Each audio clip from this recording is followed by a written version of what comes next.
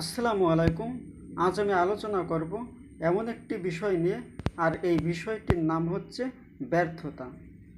প্রায় প্রতিটা মানুষের জীবনেই ব্যর্থতা রয়েছে, আর এই ব্যর্থতা থেকেই সফলতা আসে। ব্যর্থতাই হচ্ছে সফলতার চাবিকাঠি। সাধারণ মানুষ বলে যে পরিশ্রমই সফলতার চাবিকাঠি, কিন্তু ব্যর্থতাই সফলতার চাবিকাঠি, এটাই বেশি গুরুত্বপূর্ণ। তার বাস্তব কিছু উদাহরণ দেব এবং সমাধানমূলক আলোচনা করব আজকের এই ভিডিওতে।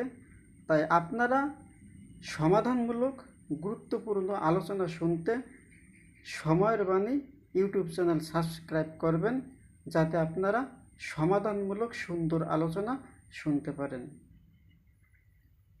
এই যে ব্যর্থতা প্রতিটা মানুষের জীবনেই লুকিয়ে থাকে, আর এই ব্যর্থতার মাঝেই লুকিয়ে থাকে সফলতা। যেমন আমরা সকলেই নাম শুনেছি মহাবিজ্ঞানী টমাস আলভা এডিসন। এই যে আমরা এখন লাইট ব্যবহার করি, এই যে রাতের বেলা আলো ব্যবহার করে আমাদের ঘরবাড়ি, অফিস, পরিবেশ, রাস্তা সব কিছু আলোকিত করছি, এই আলোর ব্যবস্থা, এই লাইটের ব্যবস্থা যিনি করেছেন টমাস আলভা এডিসন। তিনি কি এটা হঠাৎ করেই করেছেন? নয়, তিনি এটা অনেক বছর ধরে, অনেক সাধনা, অনেক ত্যাগ, অনেক চেষ্টা, অনেক প্রচেষ্টা, অনেক অধ্যবসায় এর বিনিময়ে তিনি এটা অর্জন করেছেন। এবং আমরা যেটা জানতে পারি যে টমাস আলভা এডিসন 10,000 বার চেষ্টা করেছেন, 10,000 বার চেষ্টা করে ব্যর্থ হয়েছেন, তারপরে সফলতা অর্জন করেছেন। আমরা সাধারণ মানুষ কি করি?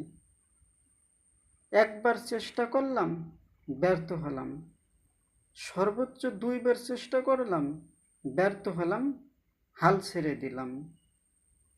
মানে আমরা সাধারণ যে কবিতাতে পড়েছি যে একবার না পারিল দেখো শতবার, কিন্তু আমাদের যে জীবনটা এতটাই যে অধৈর্য যে আমরা 3 বারও চেষ্টা করে দেখি না। 7 বার তো দূরে থাক, আর 1000 বার তো কল্পনাই আসে না। তাহলে আমরা কি করে সফলতা অর্জন করব? সফলতা অর্জন করতে হলে ব্যর্থতা অবশ্যই আসবে, ব্যর্থতার পরেই সফলতা অবশ্যই আসবে। আমরা জানি যে দুঃখের পরেই সুখ আসে। তাহলে আপনার এখন তো একটু কষ্ট সহ্য করতেই হবে, তারপরে সেন আপনি সুখ পাবেন। আপনি যদি আগেই সুখের আশা করেন, তাহলে আপনার আজীবনই দুঃখ করে যেতে হবে, আজীবনই কষ্ট করে যেতে হবে। এই কথার বিশ্লেষণ আপনাদেরকে আমি দেব যে আগে যদি আপনি সুখ চান, তাহলে আজীবন আপনাকে কষ্ট পেতে হবে, আর আগে যদি আপনি কষ্ট করেন, তাহলে পরবর্তী জীবন আপনি সুখ পাবেন। এই কথাটার বিশ্লেষণ আপনাদেরকে আজ আমি দেব। এবং এই ক্ষেত্রে আমাদের যে বিষয়টা মনে রাখতে হবে সেটা হচ্ছে সঠিক সিস্টেম তৈরি করা। সাধারণ মানুষ, অধিকাংশ মানুষ জীবনের সঠিক সিস্টেম তৈরি করতে পারে না। জীবনের এই সঠিক সিস্টেম তৈরি করার না পারার কারণেই তারা আজীবন দুঃখ কষ্টেই জীবনযাপন করে। যেমন আরও যে বিষয়গুলো রয়েছে আমরা সকলেই জানি, নো রিস্ক নো গেইন। অর্থাৎ সফলতা অর্জন করতে হলে রিস্ক অবশ্যই নিতেই হবে। সাধারণ মানুষ মনে করে যে শেয়ার মার্কেট কিনব, বিজনেসে বিনিয়োগ করব, এই যে বিনিয়োগ জিনিসটা সাধারণ মানুষের কাছে বিশাল রিস্ক মনে হয়। আসলে আপনি একটু চিন্তা ভাবনা করে দেখেন, রিস্ক ছাড়া কি কাজ আছে? যারা কৃষক, তাদের কাছে কি রিস্ক ছাড়া? আমি তো মনে করি শেয়ার বাজারের চাইতে তাদের কাজটা আরও বেশি রিস্ক। তার কারণ, আপনি শস্য রোপণ করলেন জমিতে, সেই শস্য থেকে গাছ হবে, সেই গাছ থেকে ফসল হবে, সেই ফসল আপনি কাটবেন, তারপরে কিছু খাবেন, কিছু বিক্রি করবেন। এটা যে ফসল পাবেন এটা তো আল্লাহ তাআলা দেবেন। তাহলে আল্লাহ যদি না দেন তাহলে আপনি তো পাবেন না। তাহলে এখানেও তো রিস্ক রয়েছে, অর্থাৎ রিস্ক ছাড়া কোনো কাজই নয়। তাহলে আপনাকে সঠিক জায়গায় রিস্ক নিতে হবে, তাহলেই জীবনটা সফল হবে। অধিকাংশ মানুষ সঠিক জায়গায় রিস্ক নিতে পারে না। সঠিক জায়গায় রিস্ক না নেওয়ার কারণেই আজীবন দুঃখ কষ্টে জড়িত থাকে তাদের জীবনগুলো। তাহলে আমরা তো জানলাম, বুঝলাম যে সফলতার জন্য রিস্ক অবশ্যই নিতেই হবে। তাহলে কোনভাবে রিস্ক নেব সেটা আমাদেরকে জানতে হবে, বুঝতে হবে। এই জন্য পড়ালেখা করতে হবে। আর সাধারণ মানুষ কি করে? সাধারণ মানুষের সঙ্গেই চলাফেরা করে, তাদের সময় বাজেভাবে আড্ডা দিয়ে নষ্ট করে। আসলে সময়ের অপচয় করা যাবে না, সময় নষ্ট করা যাবে না, বাজে আড্ডা দিয়ে সময়টা অপচয় করা যাবে না, এবং অহেতুক কোনো জিনিসে অর্থ খরচ করাও যাবে না। প্রতিটা ক্ষেত্রে হিসাব নিরীক্ষা করা দরকার রয়েছে।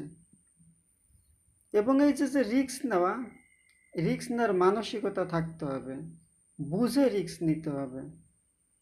আসলে কিছু মানুষ তো রিস্ককে ভয় পায়, আবার কিছু মানুষ এমন আছে একবার ভাবে রিস্ক নেব, একবার ভাবে নেব না, একবার ভাবে নেব, আরেকবার ভাবে নেব না। এই যে দ্বিধাদ্বন্দ্বে পড়ে যায় অধিকাংশ মানুষ, এই দ্বিধাদ্বন্দ্বে পড়ে যাওয়ার কারণেই তারা আজীবন দুঃখ কষ্টে ভোগে। আপনাকে এই দ্বিধাদ্বন্দ্বে পড়ে যাওয়া যাবে না। আপনাকে এটাই মনে রাখতে হবে যে আপনি যে বিষয়ে কাজ করতে চাচ্ছেন সেই বিষয়ে আপনাকে জ্ঞান অর্জন করতে হবে, সেই বিষয়ে ধারণা অর্জন করতে হবে, এবং ওই বিষয়ে যারা সফল হয়েছেন তাদের সঙ্গে আপনার সম্পর্ক রাখতে হবে। আপনি যে বিষয়ে, আপনি যে ক্ষেত্রে সফল হতে চান ওই বিষয়ে যারা সফল হয়েছেন তাদের সাথে আপনার সম্পর্ক রাখতে হবে। তাহলে আপনি তাদের কাছ থেকে জ্ঞান অর্জন করতে পারবেন, তাদের কাছ থেকে অনেক ধারণা অর্জন করতে পারবেন, তাদের কাছ থেকে অনেক কিছু জানতে পারবেন। সঠিক বুঝ তাদের কাছ থেকে আপনি অর্জন করতে পারবেন, আর তাদের কাছ থেকে আপনি সঠিক ধারণাটা অর্জন করে আপনি সঠিকভাবে রিস্ক নিতে পারবেন। সাধারণ মানুষরা কি করে? সাধারণ অধিকাংশ মধ্যবিত্ত মানুষ কি করে?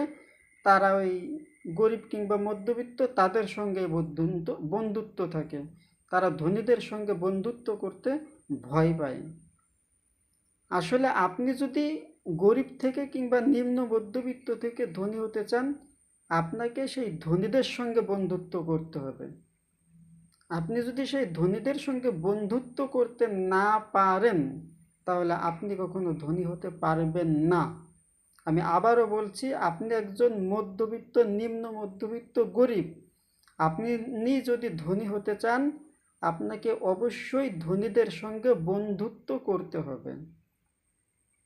এখানে আপনারা বলবেন যে আমি একজন গরিব, আমার সঙ্গে তো কোটিপতি, সে তো বন্ধুত্ব করবে না। হয়তো সে সরাসরি করবে না, কিন্তু কৌশল রয়েছে। এই কৌশল বলতে গেলে আবার অনেক সময় লাগবে, এটা আমি পরবর্তী ভিডিওতে জানাবো যে ধনীদের সঙ্গে, ক্ষমতাশীল ব্যক্তিদের সঙ্গে, প্রভাবশালী ব্যক্তিদের সঙ্গে গরিবেরা কিভাবে বন্ধুত্ব অর্জন করবে। তাহলে সেই প্রক্রিয়াগুলো আপনাদেরকে আমি পরে জানাবো। সাধারণ মানুষ কি করে? সেই ধনীদের কর্মচারী হিসেবে জীবনযাপন করে, সারা জীবন তারা নিজেকে কর্মচারী মনে করে, গোলাম মনে করে। এ কারণেই তারা সারা জীবন গোলামি থেকে যায়, কর্মচারী থেকে যায়। আসলে নিজেকে ধনীদের কর্মচারী ভাবা যাবে না, তাদের বন্ধু হিসেবে নিজেকে সেই যোগ্যতা অর্জন করতে হবে। অর্থাৎ আমরা জানি যে নিচের হাত হচ্ছে ঘৃণিত, নিকৃষ্ট, উপরের হাত হচ্ছে দাতা, সেটা হচ্ছে বেশি সম্মানিত, আর বন্ধুত্ব হচ্ছে সমানে সমান। তাহলে আপনাকে সেই সমানে সমান বন্ধুত্ব থাকতে হবে। আপনার হাতটা মেলাতে হবে সমানে সমান, হাত নিচেও রাখা যাবে না, উপরেও রাখা যাবে না। আপনার ধনীদের সঙ্গে হ্যান্ডশেক করতে হবে, সমানে সমানে হাত রাখার যোগ্যতা অর্জন করতে হবে। তাহলেই আপনি সফলতা অর্জন করতে পারবেন ইনশাল্লাহ।